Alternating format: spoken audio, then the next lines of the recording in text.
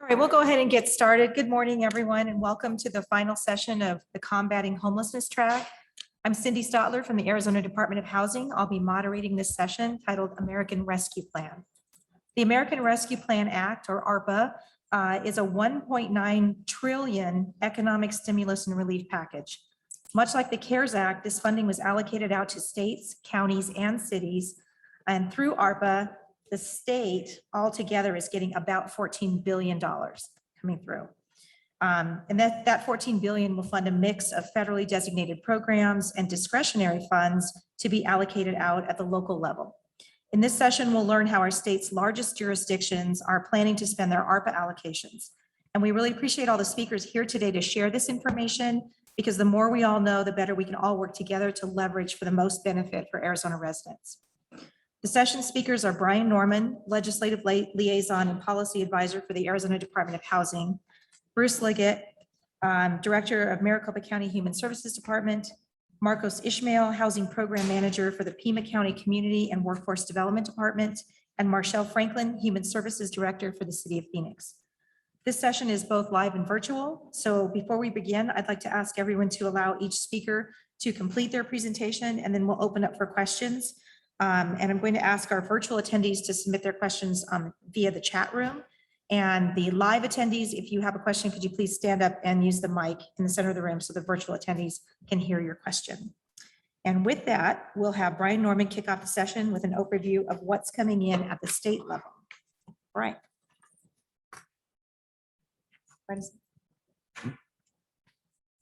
Hello, everyone. My name is Brian Norman. I'm the Policy Advisor and Legislative Liaison for the Arizona Department of Housing. Oh, there we go. And I'm here to tell you a little bit about the ARPA provisions that will impact housing funding at the state level in the state of Arizona. So ARPA was signed into law in March of 2021 by President Biden. As Cindy mentioned, it includes $1.9 trillion in economic spending, economic stimulus spending and relief measures. This includes $42 billion across the nation for housing related programs. And these programs will be implemented by a variety of federal, state, and local agencies. So the four main programs I'll be focusing on that impact the state level of government in Arizona are the Emergency Rental Assistance Program, the Homeowner Assistance Fund, the Emergency Housing Voucher Program, and Homelessness Assistance and Supportive Services Program. Also in ARPA, but not handled by ADOH or the Department of Economic Security, are the Housing Assistance and Supportive Services Programs for Native Americans, Emergency Assistance for Rural Housing, funds for housing counseling administered by NeighborWorks, and relief measures for Section 502 and Section 504 direct loan borrowers, as well as funds for fair housing activities. So ARPA included $21.5 billion for emergency rental assistance programs across the nation. $374 million are flowing to the state, county, and municipal levels of government in Arizona. So counties and municipalities, if they had a population of over 200,000 residents, could opt to create their own program or participate in DES's statewide program. Currently, only 3 counties opted to participate in DES's program.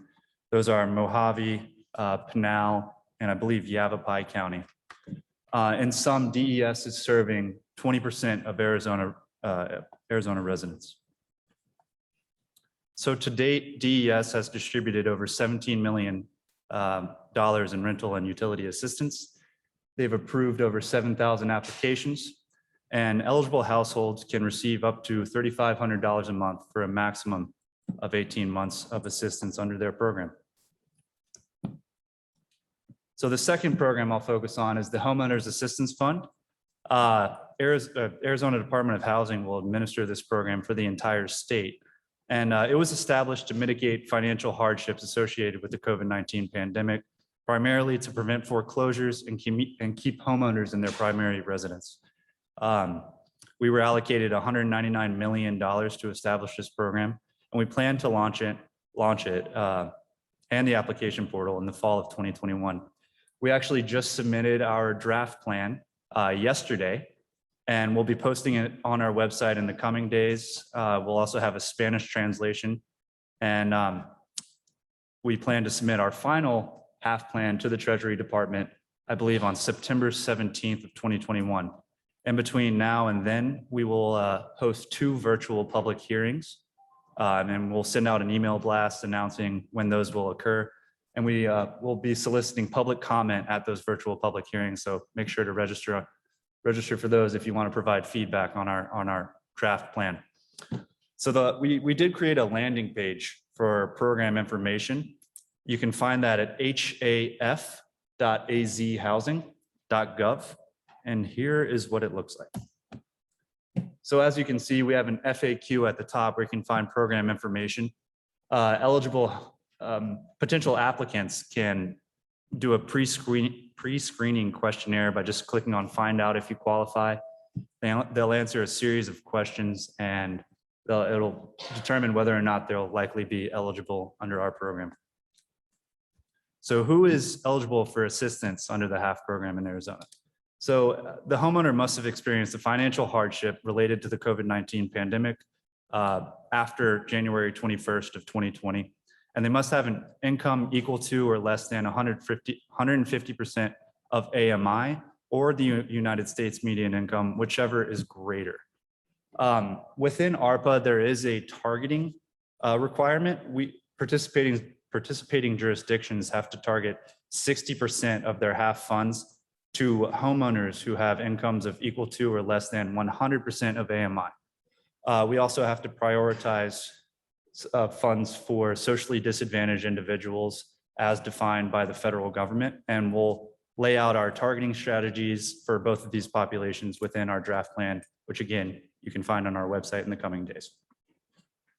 So under our program, homeowners can receive up to $25,000 per homeowner to cure up to 12 months of past due or delinquent payments. Our number one priority here is mortgage reinstatement and keeping the homeowner in their home by preventing foreclosure. If they do not reach the $25,000 maximum after reinstatement, then they are eligible for an additional 3 months of mortgage assistance at a maximum of $3,500 per month. So this is the list of qualified expenses that we are allowing in our program. The first 4 are the highest priority. Number 1 in priority is the mortgage reinstatement payment. But if there's any money left over in that $25,000 per homeowner, we'll go down this list and provide payment assistance for each of these categories. So the third category of housing related spending within ARPA is the Homeless Assistance and Supportive Services Program.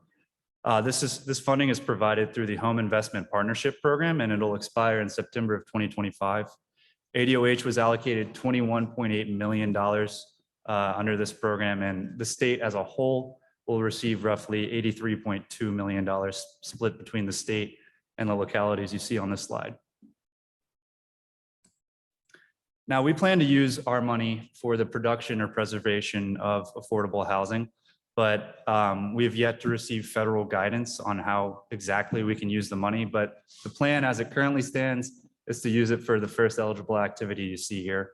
But localities can use their money for tenant-based rental assistance, supportive services, the purchase or development of non-congregate shelter, so long as it serves any of those qualifying populations also listed on the slide. So the homeless, at risk of homelessness, those fleeing domestic violence, human trafficking victims, or people experiencing housing instability.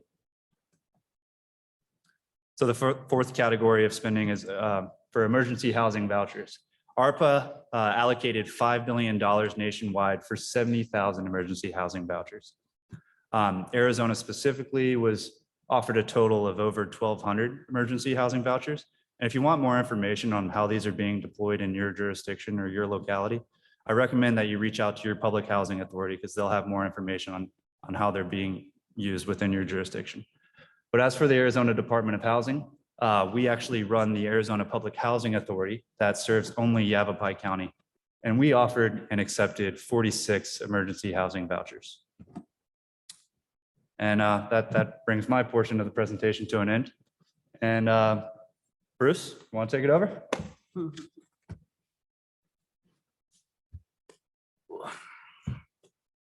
Thank you, Brian. How are we advancing? Just by hitting enter. Great. Well, good morning.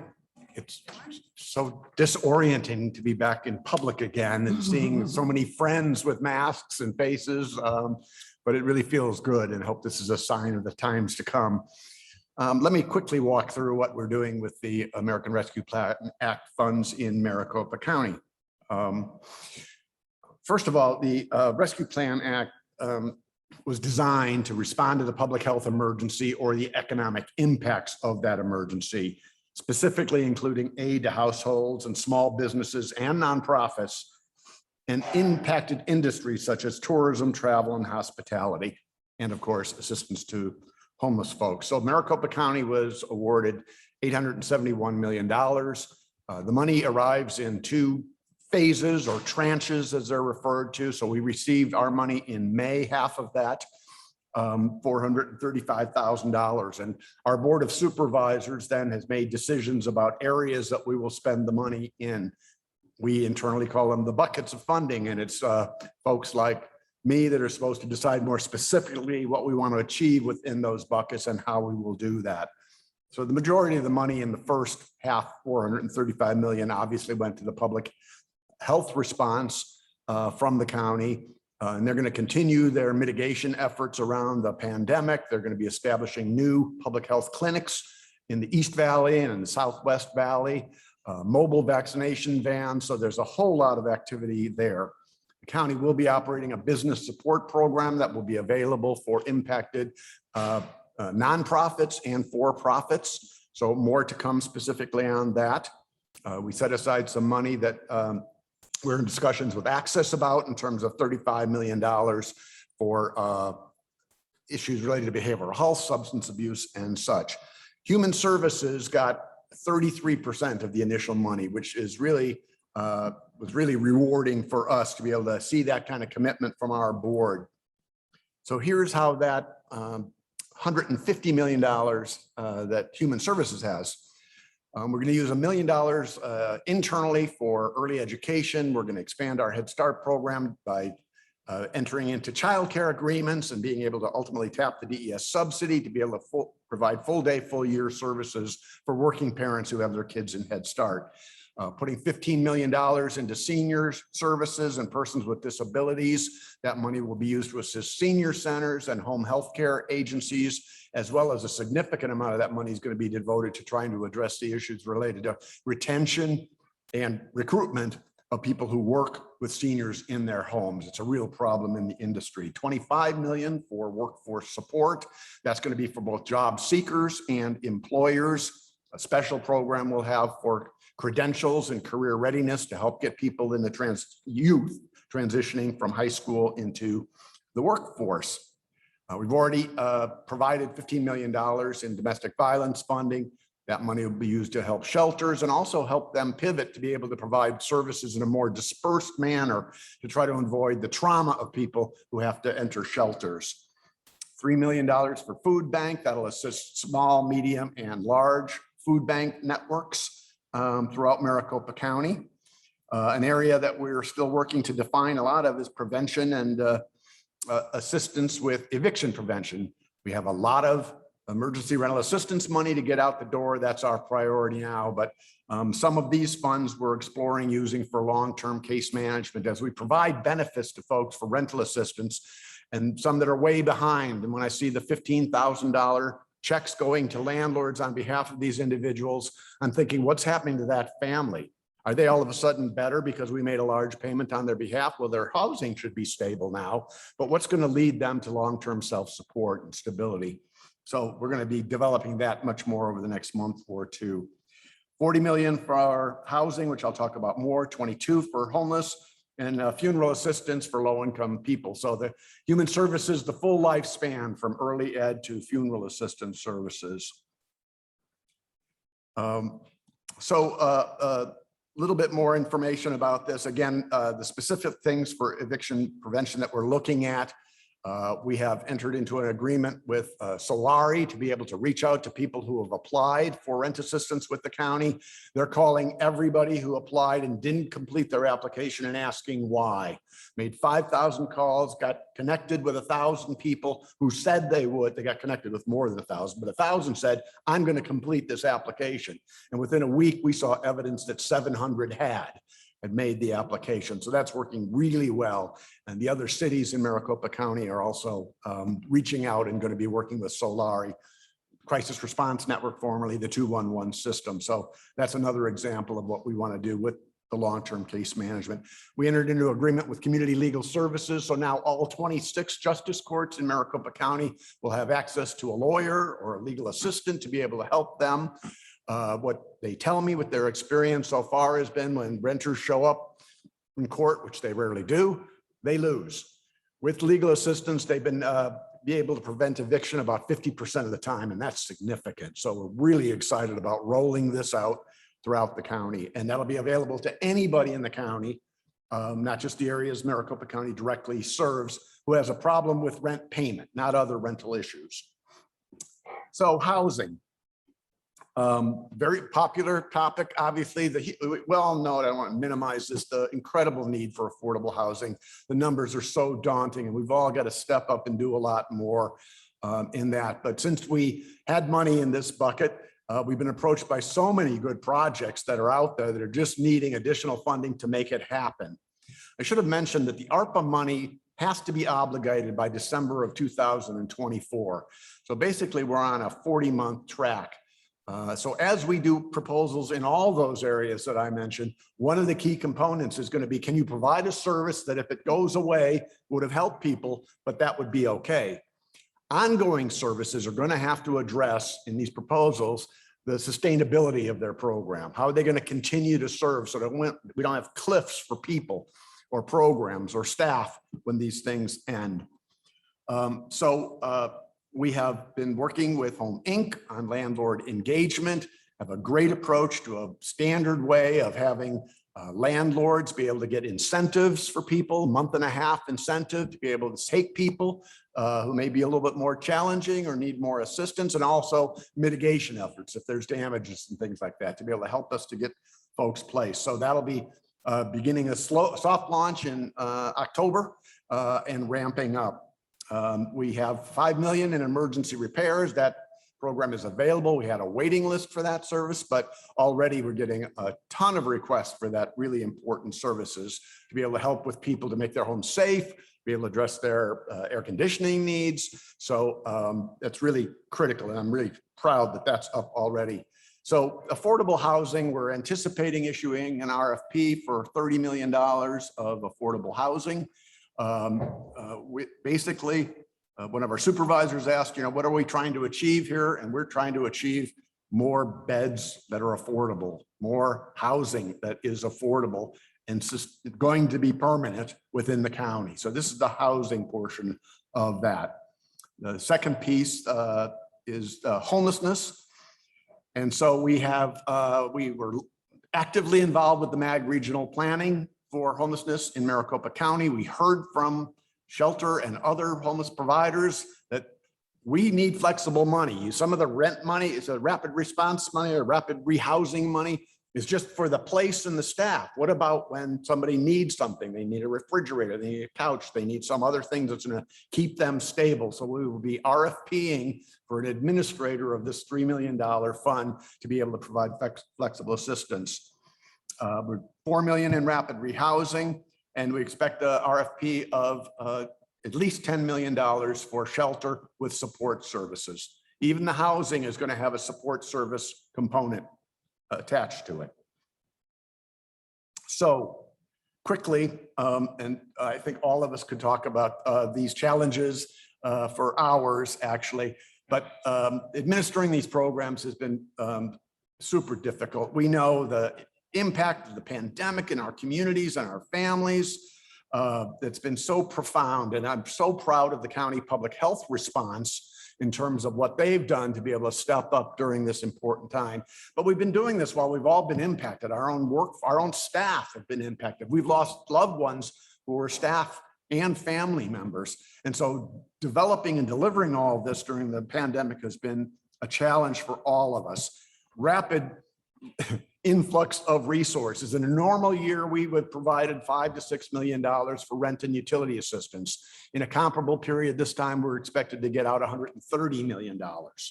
So not only did we have workforce challenges, but we had to hire a lot of people and bring them in and train them. And that's been part of the challenge. And these funds haven't all come at once and said, yeah, you got 6 months to plan for this. Here's a program, here's a new program, here's a different program that was trying to do the same thing as the previous program. So we're all really challenged to ramp up, but we're trying to balance the urgent needs we know are out there in the community, be responsible custodians of the public funds that we have, and deal with the issue of how these things can sustain. But there's going to be a lot of creative ideas that come out, and some already that are going beyond. When we talked about our landlord engagement, we've set aside future county funds to make sure that's going to continue. So we're addressing the sustainability piece of this. So it's exciting time too. There's a lot of innovation going to happen. And I believe that a lot of this money is going to help people immediately and also make systemic challenges that will last. So thank you very much.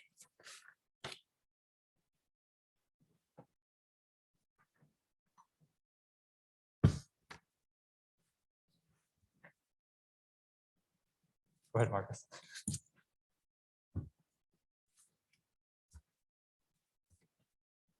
Good morning. Thank you. Thank you to the Department of Housing for inviting Pima County to participate. And I'll get started here and go over what the county's got mapped out. I did have a couple of slides up here. I'll skim over just providing a national perspective on the ARPA funding that was reviewed by Brian. I have that information here on the slides.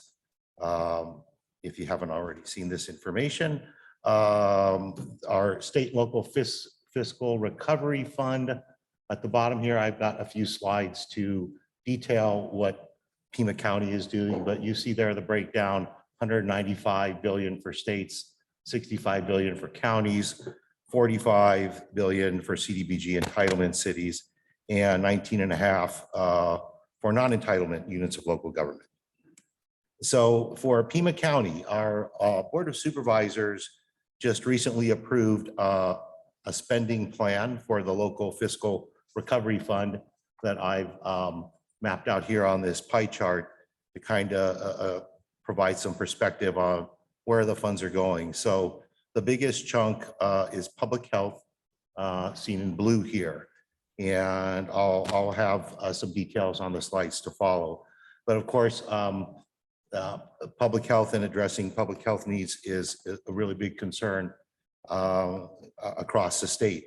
The second largest category is respond to the negative impacts of COVID-19. That includes assistance to households, businesses to address the negative impacts. And then the last one, lost revenue replacement, the smallest percentage there. And so looking at our specific allocation on public health, and I purposely left out details on how much is allocated in each of these different categories, because as our county administrator noted at our board meeting on August 10th, this spending plan is just that. It's just a plan. Reports are due to the Treasury, and the plan can be changed and amended by the Board of Supervisors at any time to respond to changes in addressing COVID-19. And but of course, public health is a big concern for the county as the public health provider.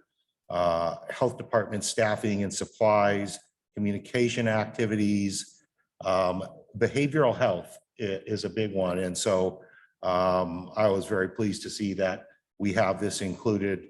Another thing that I think is interesting here under capital investments, we have a set aside to repair a Curley School gymnasium. The Curley School is located in a very rural community, Ajo, Arizona, which is located about 2.5 hours west of here. And the Curley School is a historic school. It's listed on the National Registry. And the gymnasium is been in disrepair for a number of years and, for lack of resources. But they recently came up with a plan and they have been working hard in the town of Ajo to address migrants that have been crossing the border seeking asylum. And so the plan is to have the gymnasium renovated and to serve as a temporary shelter for the asylum seekers that are crossing the border. And so that is also, addressing the public health concerns for migrants. We've got funds budgeted to upgrade the Office of the Medical Examiner. Our medical examiner is looking at the busiest year in deaths from migrants crossing the border. And so that's become a very big issue. And funding for fire districts in rural areas. We want to support our first responders in all corners of the county. So I'm glad to see that's addressed there. Responding to the negative impacts of COVID-19. This is where our department, Community and Workforce Development, is involved most heavily, of course. The Eviction Legal Services Program. And then we're going to be providing additional eviction prevention staffing support and supporting administration of our contracted partners that have been helping us with that. We have a very large allocation mapped out for early childhood education. And we are also wanting to support investment in job training and education for displaced workers, unemployed, and low-income individuals. So we've have approved an allocation. The Board of Supervisors has approved a initial allocation to the Job Path program, as well as Pima Community College to help expand and enhance job training programs, including health and information technology. And continuing with the responding to negative impacts of COVID-19, there'll be some investments in IT infrastructure to support enhanced public health data and capacity, investment in court IT infrastructure, expansion of our grants management staff to support tripling of grant revenue and assurability of staff to meet the programmatic and fiscal requirements. Investment in attractions and tourism, and that's very big for us as well here in Southern Arizona. So we've got some funds mapped out to support that, as well as investment in our stadium district to help them as well. And that is also a source of revenue for the county. The Emergency Eviction Legal Services Program was recently launched. This is the landing page we have on our website for we're calling it EELS, Pima County EELS, Emergency Eviction Legal Services. We feel this is going to be very important as the moratorium ends. So the county has gone through an RFP process to bring on some contracted legal services by way of private attorneys, and that will be helping, as well as hiring navigators to help those that are facing eviction get through the process. And I wanted to provide just a brief update on the emergency rental assistance. So I have outlined here the allocations that we received in Pima County and City of Tucson for ERA 1 and ERA 2. We have been working on the ERA 1 administration. The City of Tucson and Pima County partnered with the Community Investment Corporation, a local nonprofit, and they have in turn partnered with a number of local nonprofit agencies across City of Tucson and Pima County to help get the assistance out to the people who need it. And so we feel that program has been very successful. Just over $27 million have been allocated. I think that's close to 70% of our ERA 1 allocation. And I included information here on the ERA 2 allocation that we are working on finalizing our plans for administering those funds. But I think we believe that the partnership with our not local Community Investment Corporation and the other nonprofits in the community has been very successful. So we hope to be able to continue that.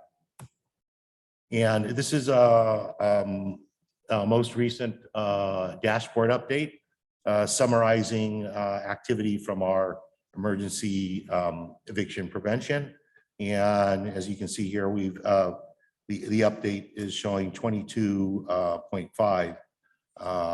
But this is just what has been going out for direct assistance, doesn't include the staff costs associated with administering this assistance. So again, we're getting close to finishing that allocation of ERA1. So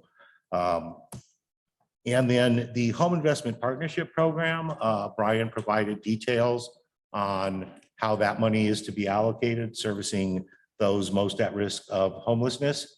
And so I provided a summary here of Pima County's and City of Tucson's allocation. Pima County and City of Tucson are a consortium under the Home Investment Partnership Program. And so the total allocation coming is 12.7 million. And I've got a summary of the estimated split. And I've also listed our current fiscal year's allocation under the Home Investment Partnership Program. So you can see here that, you know, the ARP allocation is, you know, 3 to 4 times what we would see in 1 year. So this is very big for participating home jurisdictions across the country. And we're anxiously awaiting guidance from HUD so that we can finalize our plans for these funds and get our substantial amendments submitted. So, and I've outlined kind of what the city and county have been doing with our home dollars.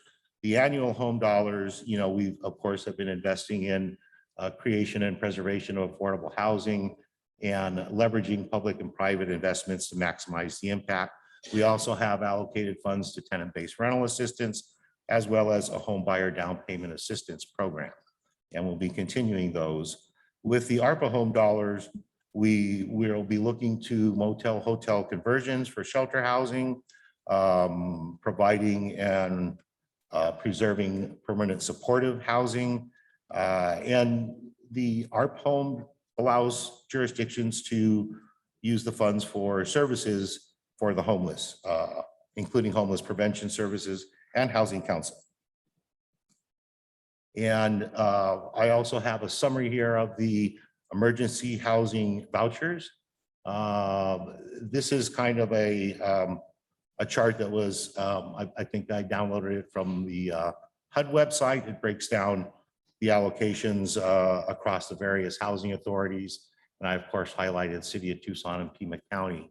And Pima County and City of Tucson are unique in that we also have a public housing consortium. The City of Tucson does operate public housing. Pima County does not own or operate any public housing, but we do participate with the Section 8 Housing Choice Voucher Program. And so we do have an intergovernmental agreement with the City of Tucson to administer the county's housing choice vouchers. And we will continue working in that same fashion with these emergency housing choice vouchers. So you can see there, City of Tucson received 172. Pima County share is 30.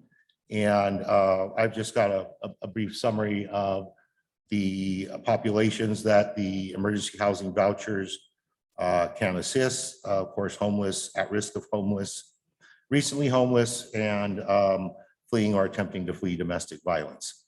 Local COCs and domestic violence prevention agencies are expected to make referrals to PHAs, and PHAs and the continuum of care organizations are supposed to be executing MOUs to administer these emergency housing choice vouchers. And so the City of Tucson, as the lead entity for our PHA consortium, is executing those MOUs with our COC and our domestic violence prevention agency, which is Emerge. And so, you know, I think, you know, as you've seen here by these presentations, we've just got an unprecedented amount of assistance coming to the state and to our local communities. And so I think it's imperative that we continue our partnerships with city and the Department of Housing, state of Arizona, and local communities. Because I think that in order to get this fund out to the folks who need it, we obviously, need to coordinate our activities so that these funds are administered in the most effective way. So one of the things that we've been working on with our development services team, reducing barriers to producing and preserving affordable and workforce housing. We'll be looking to continue those efforts and supporting our development services team as best we can.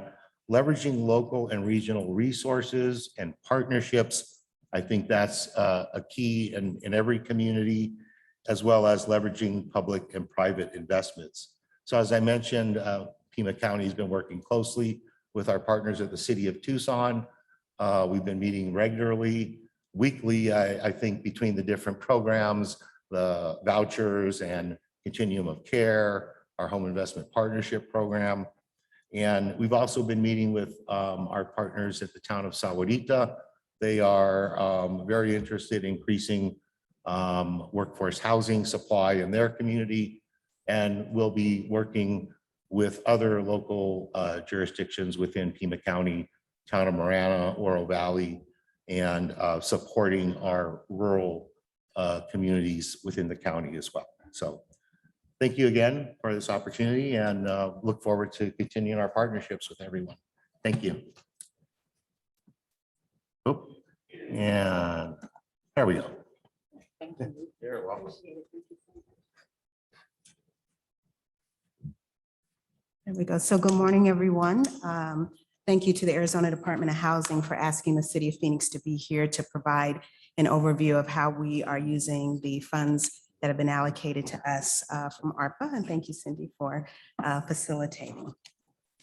So for the City of Phoenix, we were awarded just under $400 million of American Rescue Plan Act funds, and to be distributed in two separate allocations. As we all know, for us, it will be the first 198 million and then a second 198 million.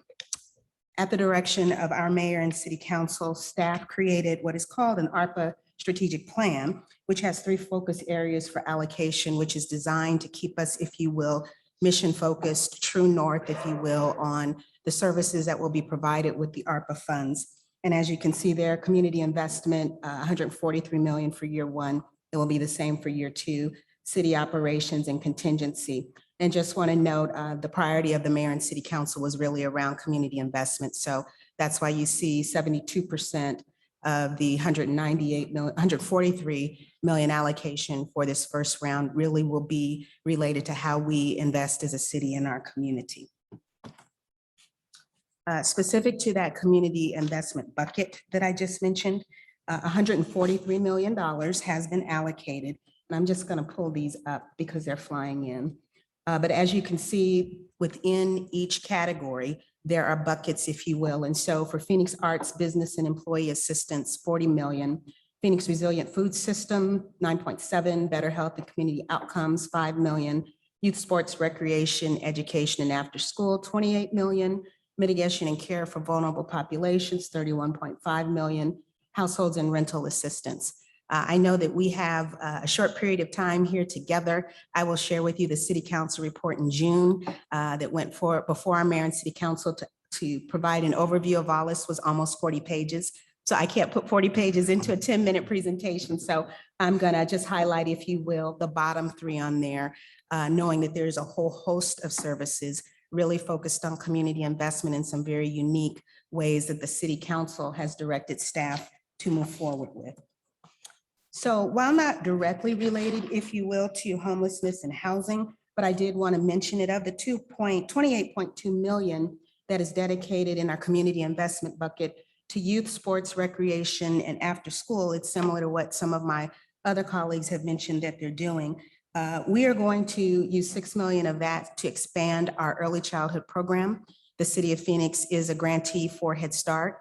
One of the things we want to be able to do is that we know that we have families who are just above the AMI for eligibility for Head Start, but still are in a need. So some thoughts around this particular money will be how we can create some if you will, located classrooms within our Head Start program that are combined of families and children who may be above, if you will, the AMI, but not significantly above. And one of the things that Mayor and Council have been very clear with us is wanting to figure out how we create, if you will, mixed income, mixed economic opportunities for families that are coming from different parts of our community. And the funds, the money, the earnings that their families are earning every year, that you want to figure out how you blend that. So you create some cross-pollination is the words that were used for us.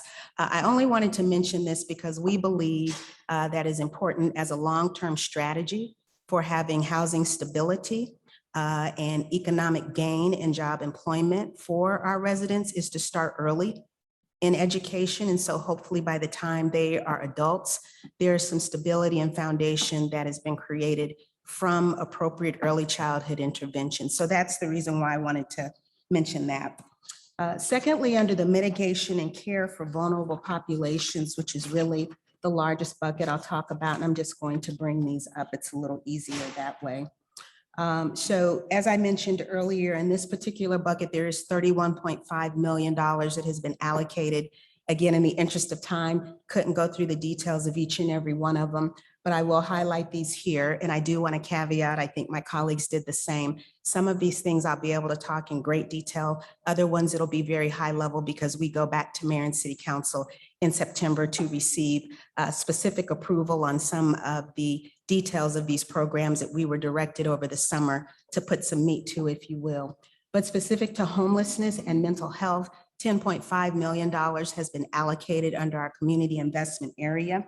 That really is what we will be proposing as staff at that September meeting is to propose some programs that develop or enhance our strategies to address homelessness plan. So the City of Phoenix completed a strategies to address homelessness plan, and there's some tactics of that the community-driven task force that's helping us put that together have made requests on. So it is our hope that when we go to council in September, we will be able to take forth some of those ideas from the community. They really mirror what my colleagues have talked about in terms of supportive services, creating maybe some opportunities for low or no barrier shelters, maybe creating specialized smaller shelters, but I'm intentionally being vague only because we need to go to city council. And I think we all need our jobs and we want to make sure we don't get out ahead of our city council. So please forgive me for not going into detail, but I can retire in 2 years. So I'm trying to make sure I get to retirement, keep my job, I need my job. Secondly is summer heat respite, $3 million that we have already expended. We expended that on a couple of areas, working with some of our homeless service providers. As you know, with COVID, you had to minimize the number of individuals that could be inside of a building. We know when it's 115 degrees outside, you can't have people just sitting out in the sun. So we supported a couple of our nonprofits with industrial types of temporary shade structures, which included cooling systems and misters and tables and chairs and what have you. And so that has been very helpful, if you will, to mitigate summer heat respite for those in our community who are experiencing homelessness. And then the other thing is that we have allocated some money working with the Human Services Campus to help purchase and erect what's called a sprung structure. And so if you're not familiar with a sprung structure, I'm sorry, I don't know if U of A has one for people who are down here at Wildcats, but ASU, their temporary practice facility, it's really those kind of tent balloon looking buildings, if you will, but are very industrial that can be mobile. But what we'll be doing is it'll have beds in it. It will have bathrooms and those kinds of things. And so it can be used both for day and for night respite. So we're working on that and hopefully we'll have that in place and erected in the next couple of months. And then for the $5 million under Edison Impact Hub, I just wanted to mention that's really a part of our housing department, which is led by Titus Matthew. I know I don't know if he's still here, but he presented on yesterday, but there's some money that's been allocated to retrofit a historic children's hospital into a community center with supportive services, again, that will be around sustainability and creating healthier outcomes for those in that particular community. It's in support of a $30 million Choice Neighborhoods grant that the housing department received for our Edison East Lake community, which is just south or just east of downtown Phoenix, if you will, for those who may be familiar with the area. And then just wrapping this up, 1 million to Justice Center. For those who are not aware, Justice Center is a very small nonprofit located right in the heart of the, if you will, downtown zone, as it's called, in terms of the services for those who are experiencing homelessness. They specialize in providing support services for seniors and our most vulnerable. And so there are some things that they need to do as it relates to their operations to continue to provide a much needed service for our seniors, for vulnerable, but most importantly for our vulnerable seniors who are experiencing homelessness. And then finally, staff will be proposing in September how to provide and allocate $3 million for financial assistance to our refugee, asylee, and immigrant community. One of the things I think we all know is that oftentimes those who are coming from immigrant communities fleeing persecution, they don't have a trust in government for all the obvious reasons. And so this is an opportunity to continue to work with the nonprofits in our community that are working directly with our immigrants, our asylees, and our refugee communities to continue to provide supports in a variety of different ways, which we're promoting and sharing with City Council, if you will, in September. So before I go on, and I think Bruce mentioned it and Brian, and I know Ismail did, I want to make sure that all of that we do is always undergirded with the partnerships that we have with our other county partners, and our state partners, and we can't do that unless we together say, here's what we need to do to leverage our resources. So just want to say publicly that the City of Phoenix recognizes that we need partnerships to get this work done. And so we thank our county and our state partners because really, you know, the collective can make a greater difference. There's an African proverb about, you know, you can do something with one stick, but when you take a bundle of sticks and you light them, it creates a greater fire. So we genuinely believe in the importance of how we partner and leverage our collective funds across our government entities. And then specific to household and rental assistance, right now, $10 million has been dedicated to provide additional utility and rental assistance using a slightly different criteria than the emergency rental assistance program. And I'll talk about that in just a little bit. We know there are individuals that are slightly above the 80% AMI that are in need. And so we're going to propose to be able to deliver some services with an average amount of payout that we know we've been giving to folks for the emergency rental assistance program to take care of those that are in that gap of maybe the 81% AMI to about 150, 200% of AMI. And then this seems, I do put a caveat in this as well, as it seems like a smaller number, and our council had concern when we came in June, but I'll talk in just a minute about the significant funds we've received for the emergency rental assistance program. And so Mayor and Council, once we started taking a look at the totality of the funds we have available for emergency rental assistance, said, let's figure out how we carve out a piece again to help those that don't meet the criteria of the emergency rental assistance program. The one thing that's up there is it does say mortgage assistance. And so this originally was put together when we went to council. We weren't aware yet just of what the emergency housing voucher program, what the homeowners assistance fund would look like. And of course, with our partners at the state being the ones who will be administering that, that will come off. So ours will be just for utility and rent. And of course, we'll work with our state partners to ensure our residents in Phoenix are aware and get them funneled through that program. So if you see that, make sure that those that are watching this, just know that the mortgage assistance has come off. So if you take a screenshot, you all do me a favor and make sure you mark out the mortgage piece of it. Keep me out of trouble, if you will. And then the final thing that I want to show on here is just something unique in terms of household and rental assistance is a bus card subsidy of about $1 million. The City of Phoenix, as many local jurisdictions and the county and the state go through, I know, these public hearing processes when it comes time to establish budgets each year. And one of the things we heard very clearly from community was, because bus service has been free because of COVID for a whole host of reasons, how to continue that, but balance that, of course, against some federal requirements that you have. So this particular program is going to be a bus card subsidy program that will subsidize for those who meet a certain income level or need to be able to ride and continue to ride our public transit system. And the final one that I didn't mention here, because it still is significantly in flux, is there's about $12 million that Mayor and Council have allocated us to take a look at around family assistance.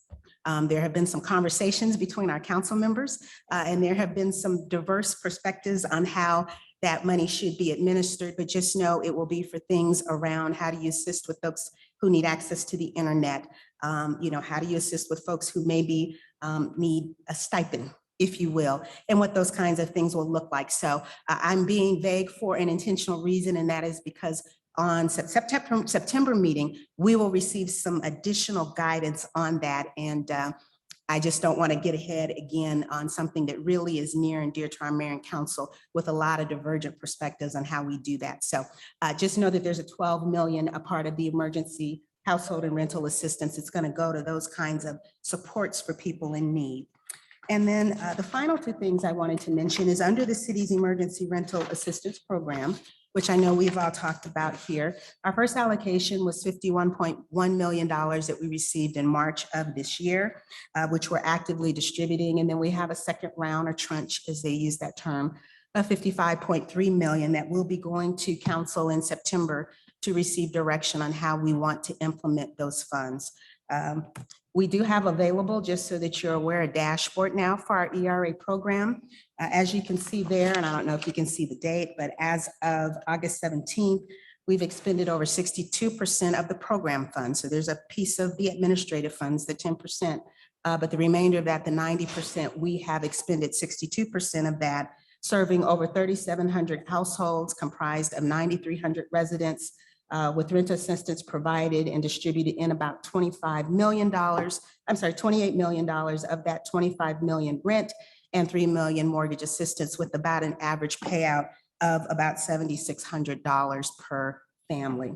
And again, that is the site where you can find our dashboard, phoenixopendata.gov. It is updated weekly, and we really encourage individuals to go there. That's real-time data that you can receive. And then before I close my presentation, I know that there are some services and funds that have been allocated through our housing department. I know Titus Matthew yesterday provided a really detailed overview on that in terms of the home funds and those types of things. Some of that, again, is still, as my colleagues have shared, still waiting to receive advice from the Treasury and then having to go back and do some refining with our mayor and city council. But no, there are significant funds the city of Phoenix has received as it relates to housing supports. And with that, that concludes my presentation, and thank you so much for your time.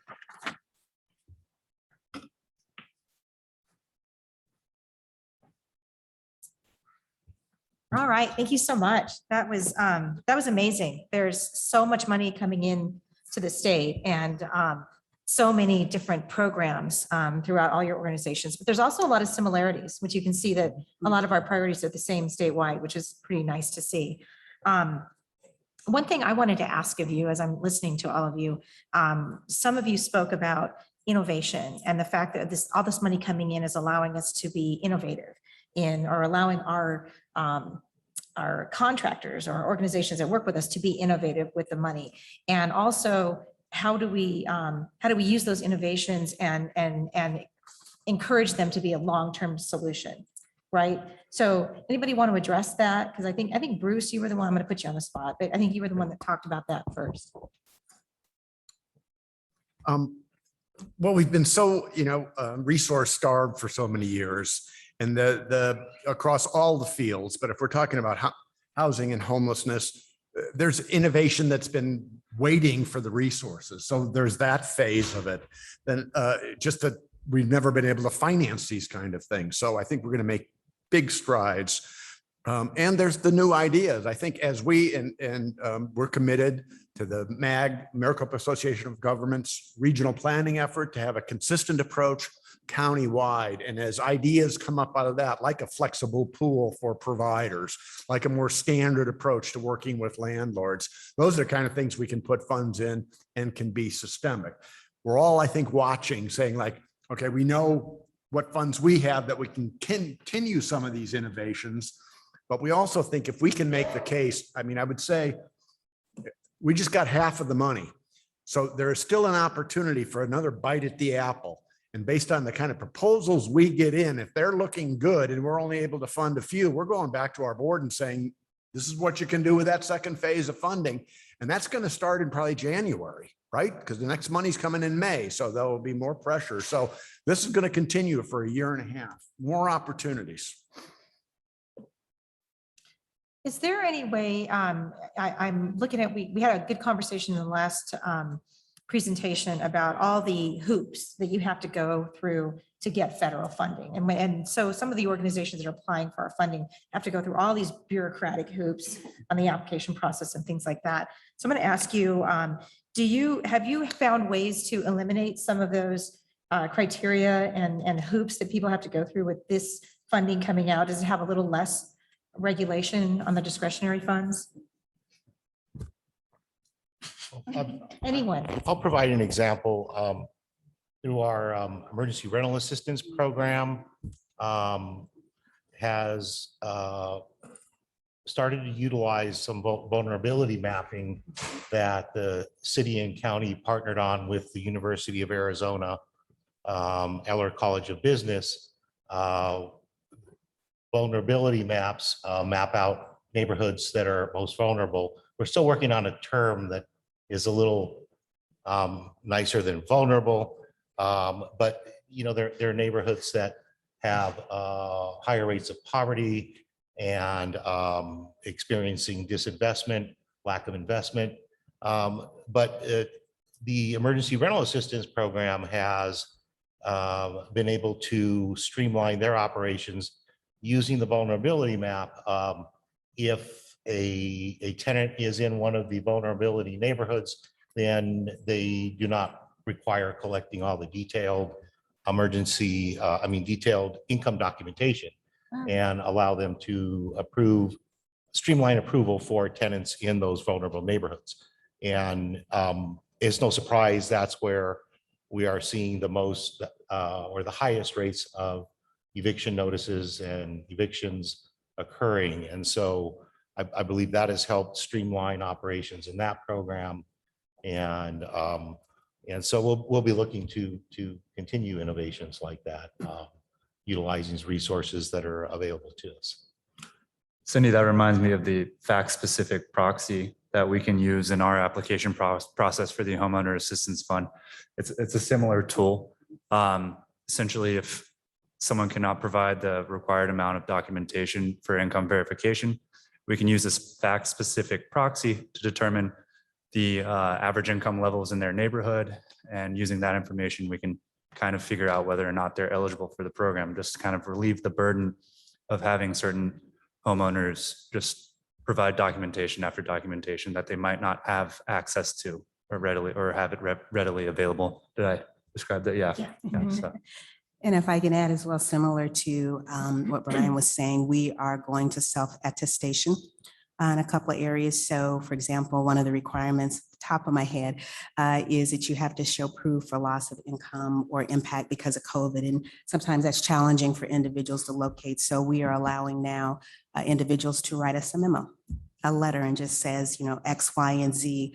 And we are allowing folks to self-attest. So that's one of the ways that we've also tried to minimize, if you will, some of the requirements that come down through Treasury. And some of that is us as the entities distributing these funds, trying to figure out ways how we can ensure that we're dotting our I's and crossing our T's, but also providing services to those that we're here to serve.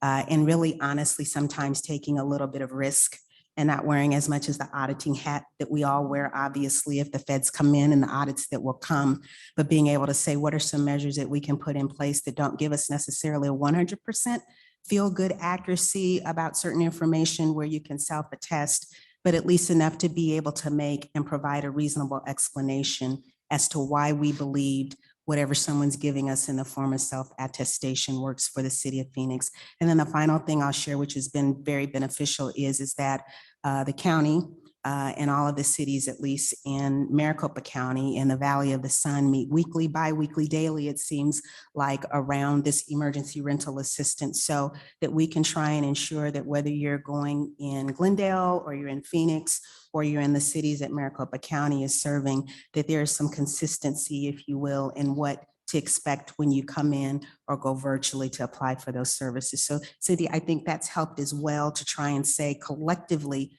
what can we do as a collective to maybe minimize some of those impacts from the onerous requirements that coming down from Treasury. I think we were seeing the light at the end of the tunnel with the pandemic for a while, and then Delta virus sprang back. But I think it's my hope and belief that what we can learn from what has happened here. This whole episode has exposed the weak underbelly of human services, the almost incoherent governance, the different levels, overlapping responsibilities, the gaps in funding and all that. And then we get a ton of money and we weren't ready for it. Nobody was ready for this pandemic. But I think we've learned a lot about what we can do. And what we learned, those of us that got the CARES money originally, got that money out incredibly fast. Why? Because we designed the programs and they were designed around getting the money out. Emergency rental assistance came along and was the most complicated program we've had to deal with, requiring some of us to develop all new automated systems just to support it. Now, increasingly, it's gotten flexible. So we're all using categorical eligibility. You're on SNAP, you're eligible. We're all using more declaration and attestation. You don't have documentation, declare you do. We'll accept that. But every one of these improvements and simplifications over the past 6 weeks have required new policy, new system design, new training, new federal reporting. So we know how to do these things. I think we ought to figure out the messaging around saying like, let's be ready to better support our communities based on what we've learned during this pandemic. Thank you. And, I have to say now that I'm at from the state perspective, I'm seeing more partnership, more communication, more collaboration and discussion among all the agencies receiving this funding, because we don't want to overlap. We want to leverage all of our funding for the best of all Arizona residents. It's been wonderful to see from this end how much we're communicating and talking to each other. But if you're on the other side and you're looking to maybe use some of this money or apply for some of the money that you're going to have available, how do you find what's available? How do you find your categories of funding? Is it on a website? How do I know what's coming down, when the RFPs are going to be issued, things like that? I do know that the Rescue Plan Act requires any entity getting funding to have a kind of a dashboard, we've been calling it. So there's going to be public reporting of this information beginning at the end of this month. So you can see what's happening at the state level, the county, at each city that gets these funds. So these are going to be accessible. I think I'll answer for the city of Phoenix, of course. Cindy, I keep chuckling at her because Cindy, of course, was with the city of Phoenix before she took on her current role. There'll be some of the funding opportunities that will go through a request for proposal process. All of that is available publicly on the City of Phoenix website, request for proposals. I would suggest if anyone who is interested, we're going to Mayor and City Council on September 7th for some of these funds. And so I would suggest that starting towards the latter part of probably September, maybe October, going and taking a look at on our finance department, the RFP site, which lists any active procurements that are out there for the city of Phoenix, because there will be some, we presume, based upon the direction that we'll receive from mayor and council for some of the services that I outlined in our presentation. Thank you. Yeah, and in Pima County, if a lot of the majority of procurement is centralized with our procurement department. So businesses and individuals can check that site to stay up to date on RFPs that are issued there. And then our department, Pima County Community Workforce Development, also issues RFPs that are specific to our federal funding. And so we have a RFP tab on our website that we'll list those RFPs as we start listing them. And as I mentioned, we've already gone through this process with our emergency legal services program and issued RFPs for legal services. And so we'll be continuing, as we roll these funds out with the home ARP funds and the other ARP funds. I assume our NOFAs and RFPs will also be available in the coming months once we receive guidance from the federal government. You can find those on our website as well, easily accessible. So. Thank you. I will open it up to any questions from the audience. We have a question from the virtual audience. So I believe this question is for all the panelists. With so much funding rolling in, can you quantify how many of the 10,000 homeless will be housed, and or what percentage of the 250,000 affordable housing shortage statewide will be met, and in what time frame? They're all pointing at each other. This is a tough question. Well, as for the affordable housing shortage, I mean, we have a variety of resources that aren't just American Rescue Plan Act related that are coming online. We have the state affordable housing tax credit. A bill is rolling through Congress right now called the Affordable Housing Credit Improvement Act that will improve our ability to deploy affordable housing in Arizona. That's a really hard question to answer. I don't have a timeline for you, unfortunately. Another thing we're doing to boost affordable housing is we just announced a significant amount of gap financing available for 4% LIHTC projects that are also using public activity bonds. I believe we announced like $21 million just for this year in gap financing. So we're making headway on that front. I'll let my colleagues take it over for the homelessness aspect of that. The answer is no, not now, but we're putting out these RFPs. I think that was a brilliant question, by the way, and whoever asked it should keep asking that as we begin to make awards and we know how many units we're going to create or how many beds are going to be added. But I think somebody's got thinking that 40,000 feet, which is okay, keep those big numbers out there. And what is the dent we're making? What can we demonstrate that we did? And what would more money do to help us get those numbers down to zero as possible? Yes, and I'll just add to that, in Pima County, our continuum of care is addressing the homelessness issue as best they can. But, obviously a lot of these resources are still coming in, just arriving. So we're still finalizing plans. I know that on the production side, our partners at the city of Tucson are working with their recently created Commission on Equitable Housing and Development. I sit as a non-voting ex officio member on that commission. So I know that they're working on their plan and still developing the specifics as far as targeted units that are going to be produced in the coming year and the next 5 to 10 years. But I know that, and then as Bruce mentioned, we've got the regular funds that we have that are hard at work and LIHTC projects that are under development. In Pima County, we're going to have 100 units coming online later this year at for permanent supportive housing. It's a 4% LIHTC project that's converting a former hotel into housing units for the homeless. And so we hope to continue and add additional units each year at that same scope with the annual funds. And then once the home ARP funds come out, it'll allow us to increase our efforts threefold with those funds. And then I don't mind adding real quickly. It's a good question. So I know our mayor and council have given directive to staff as you take a look at how you address homelessness as well as housing, that we have to ensure that we're being very comprehensive in the approach. So what we're endeavoring to do more effectively that we really couldn't do with the CARES Act money, because Bruce talked about it. You got it, you had to spend it, it was quick, COVID was hitting. But with these funds to be able to say, how do we create a holistic approach? So it's taking the Housing Phoenix plan that's developed through our housing department. It's taking the Human Services Department strategies to address homelessness plan, which has 9 different strategies in it. It's working with MAG, Maricopa Association of Governments, is our regional continuum of care on how are we taking a look. Again, the goal at the end of the day is to move individuals, my words, who are experiencing homelessness to self-sustainability, and what does it take to get them there?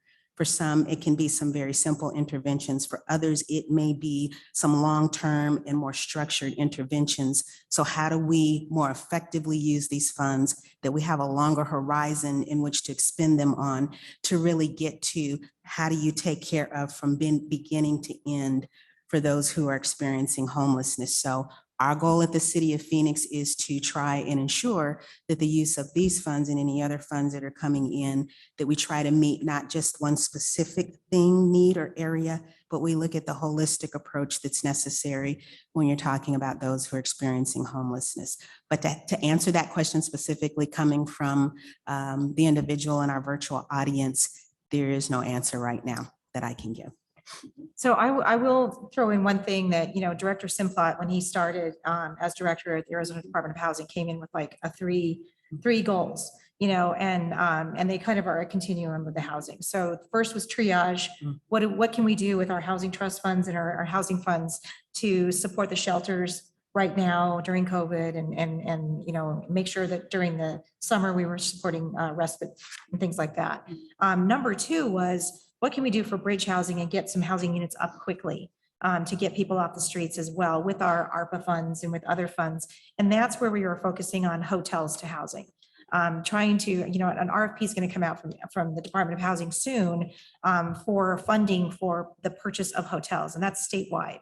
And what we're looking at there is purchase the hotel, make it transitional, a bridge housing or shelter or center for displaced persons, if you need a different term, and just use it as it is, because then you don't have to change the zoning and you don't have to do a lot of rehab, and it can just function as housing. And then down the line, you can transition that 3 to 5 years down with zoning, with adding kitchenettes and things like that, and make it into permanent housing if that's what you want.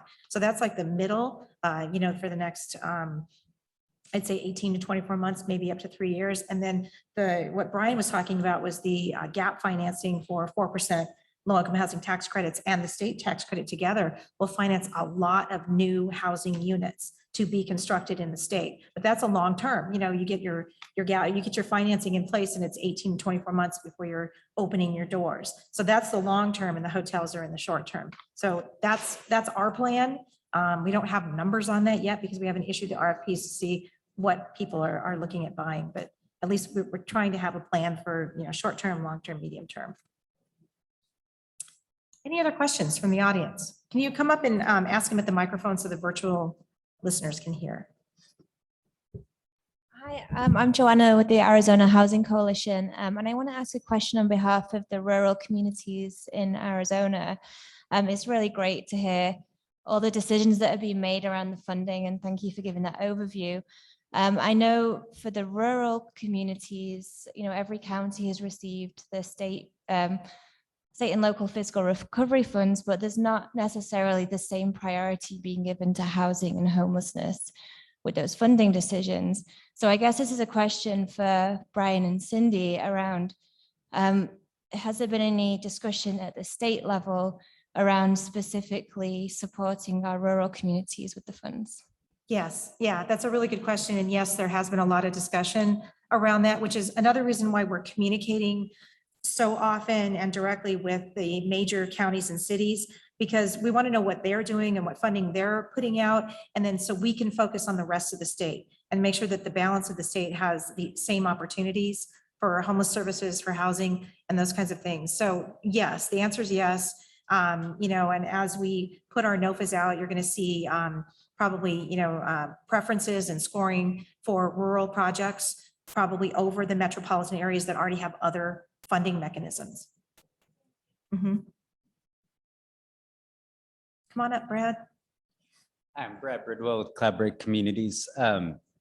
Thank you. I've got first a question for the cities in the county, and then specifically for the state, which is kind of a follow-on to Joanna's. But Bruce, you had started to allude towards, this first round of allocation, a little bit of learning that will be done, it seemed, in terms of, the second tranche of what's coming, and already answered the timing of that. But do we expect in the cities in the county, the second tranche allocations to be roughly the same, or is it more of that learning model on the first round, and then those allocations may change dramatically, or do you expect they'll roughly be the same in terms of the buckets you put the amounts of money into?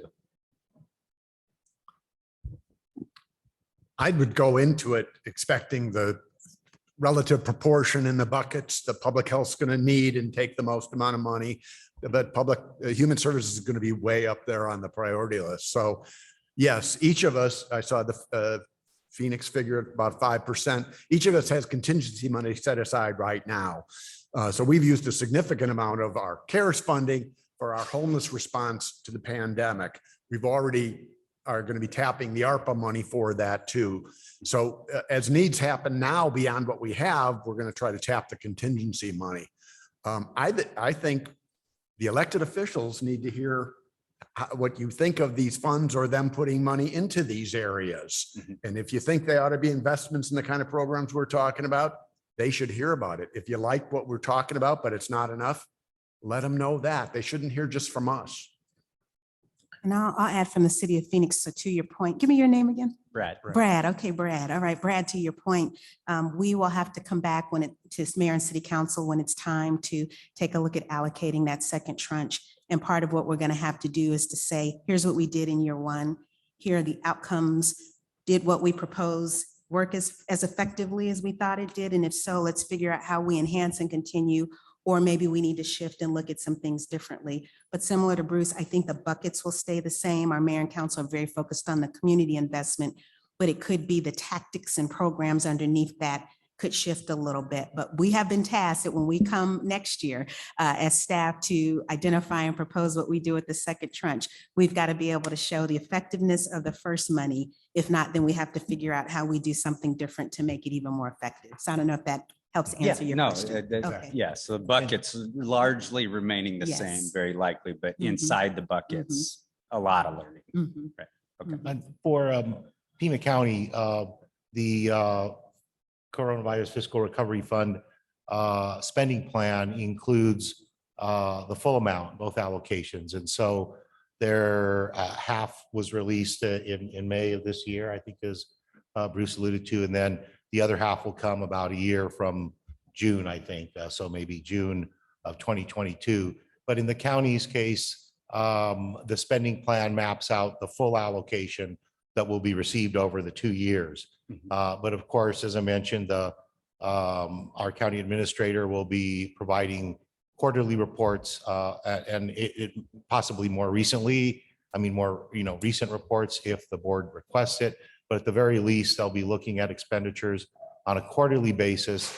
And then, of course, looking at what's going on with the local data from our health department and, making adjustments. And then again, I also agree that, we need to hear from the public. And I know our elected officials want to hear from the public as well. And so all those things will be taken into consideration. And while we've mapped out a plan for the full allocation, it's just a proposed spending plan, and it can be changed to, respond to changes that we may be facing over the next couple of years. Okay, great. Specifically for Brian and Cindy. So I spend a lot of time in rural Arizona, and up in Holbrook, I'm working with a group, not an incredibly savvy group enough for tax credits, things of that nature. But one of the interesting things up in Holbrook, Arizona, Navajo County, we've got a mission there. It's sleeping all through COVID, sleeping 40 people in a double wide trailer in mats on the floor. This group has access to an old Route 66 motel, which is half operating. About half of it could pretty well easily be brought into service for either emergency or EHBs or, any of those numbers. In order to break some of that condition, we also have a local treatment program operated by CBI, which is discharging people to who knows. And so trying to figure out what the best rural assistance to bring to an organization like that, to be able to bring together, make studio apartments available more or less for the emergency use, or the, what we would, locally call a hotel to housing type option, or even the longer term, just making it permanent and affordable. We're trying to work with the city of Holbrook to adopt overlays that will allow for, the commercial zoning to come into an affordable housing renovation, similar to what's been done in Winslow over the last 20 some odd years, and Holbrook's just way behind that. And so just curious, where would you suggest specifically within the state around the rural piece to try to make that type of investment, knowing that a group's not savvy enough for tax credits? Yeah, and again, I think that's going to be looking for our NOFA that comes out, the Notice of Funding Availability for ARPA funds, because those are going to provide a significant amount per project towards the purchase of a hotel. May not be the full price, but it's going to be pretty significant. And maybe you can layer that funding with maybe from the local jurisdiction or a mortgage or something like that. So it's 11:50 and we have our Housing Hero lunch at noon. So I'm going to call this session, but Brad, I invite you to give me a call and I'd like to Yeah, talk of about course, that we in more can detail. Follow up. So, Absolutely. okay. So, Thank you all thank very you. much. Thank you.